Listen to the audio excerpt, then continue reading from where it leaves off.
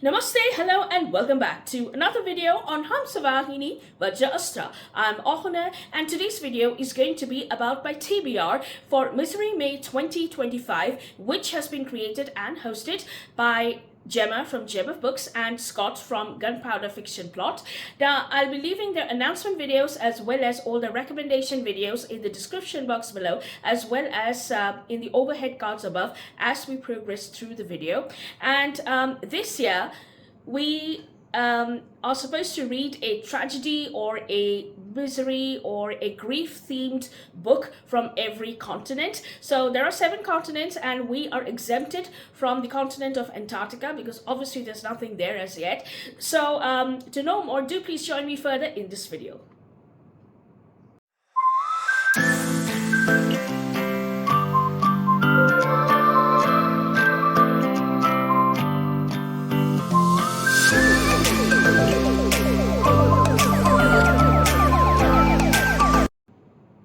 Now, coming around to the books, I do have approximately 2 to 3 or 4 books from every continent, and my TBR is actually quite ambitious.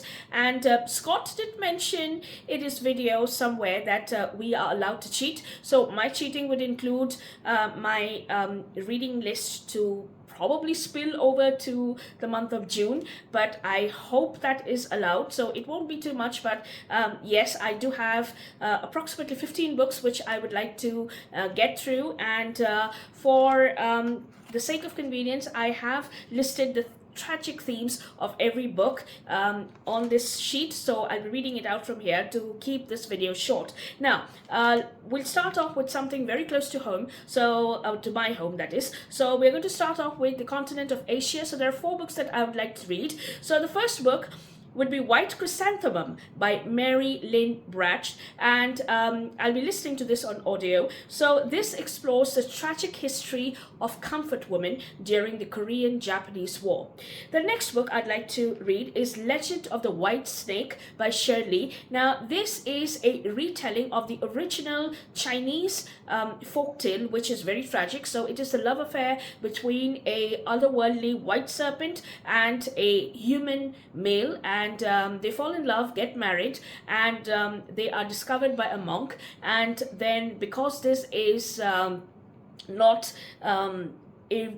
it's not allowed in the human world to get married to an otherworldly serpent, so they are tragically separated. However, in this retelling, we have an LGBTQ representation, and there is also, the entire story is set in a court of politics, etc. So I'm really quite excited to see where it goes. So obviously there's tragedy in it, but let's see where it goes from there. Now, the next book that I'll be reading will be The Tale of Genji by Murasaki Shikibu, and this is a tragic Japanese classic which explores the themes of love, loss, and fleeting beauty amongst the aristocrats. And the last book from Asia will be something which is very close to home, and it's one of the retellings inspired by the ancient Indian epic of Ramayana. So this is called Rama, a Man of Dharma by Priya Arora, and this is a retelling which highlights the tragic grief and sorrow of the protagonist and those involved with him, and how suffering gave them the ability to rise above the circumstances to abide by righteousness. So these are the 4 books that I'll be reading from the continent of Asia. Now, coming around to the continent of Europe, there are 2 books that I'd like to read. One from East Europe, and this is from Russian literature. So this is Leo Tolstoy's Resurrection, where we explore several tragic themes, including the devastating impact of social injustice, moral corruption within the legal system, and the consequences of individual choices. And from West Europe, I'll be reading something from French literature by Gustave Flaubert, and this would be Madame Bovary. And this explores tragic themes of a dissatisfied life, pursuit of idealized romance leading to disillusionment, consequences of choices and the consequences of materialism, and and the powerlessness of women and a critique of the bourgeois society. So now coming around to Oceania. I've selected 2 countries, one from New Zealand and one from Australia. So from New Zealand, I will be listening to The Luminaries by Eleanor Cattons. Now, this book explores grief themes through various characters and their experiences in relation to the gold rush in this and the societal expectation of women of the 19th century and the hardships and struggles of survival. The next book is from Australia, wherein I'm going to be reading Everything is Beautiful and Everything Hurts by Josie Chaperoux. And this book explores grief themes through the dynamics of an eating food disorder, dyslexia, family problems, injury, self-harm, etc., while striving for glory by aspiring towards the ambition of being an athlete.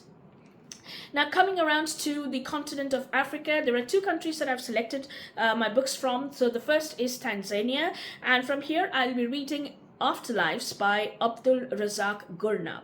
Now, here we are introduced to a cast of characters surviving their own tragedies to build their new lives, and this story is set around the unnamed town of Swahili coast of Tanzania during the German colonial rule in East Africa, and story stretches to the time period till Tanzania got its independence. And the next book will be from Nigeria, wherein I will be reading Half of a Yellow Sun by Chimamanda Ngozi Adichie, and this book is an echo of the Nigerian war tragedy, which reflects survival, endurance, and hope of the cast of characters.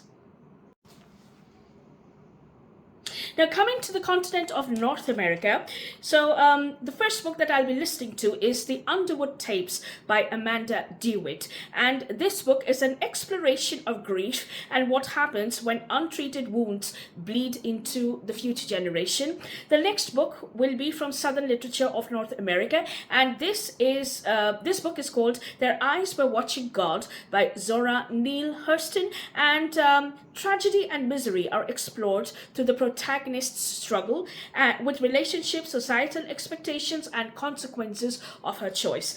Now, from South America, I have 3 books which I'd really like to explore. So one of them is related to the very famous legend, the horror legend of La Llorona, and this is called The Haunting of Alejandro by V. Castro, and this book explores generational family tragedy through a woman possessed by the ghost of the Mexican weeping lady La Llorona. And the next book, which I'm really excited about, is Agustina Basterica's The Unworthy, and this is a dystopian horror that highlights grief, sisterhood, and self-discovery amidst climate change and human selfishness.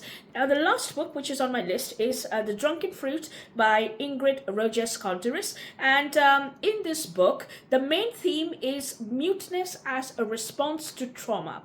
So it's an exploration of the nature and consequences of trauma throughout the novel. So these are the books which I'd really like to get to, and I know it's a massive TBR, very ambitious, and I know that I will not be able to finish it during the month of May, the 31 days of May, for which this readathon will be running. But of course, as Scott said, and as I mentioned it earlier in this video, I probably will be spilling some of my reading to a chunk of the month of June, but you can expect my wrap up for this particular readathon a bit late, but I will keep updating as and when I finish reading the books, and I'll be making separate videos for the books that I read, so do stay tuned for that. So that's all I have for you today. I hope you enjoyed this video. Do leave your views on this video, as well as what you think about the books, and if you have read any of them or come across them,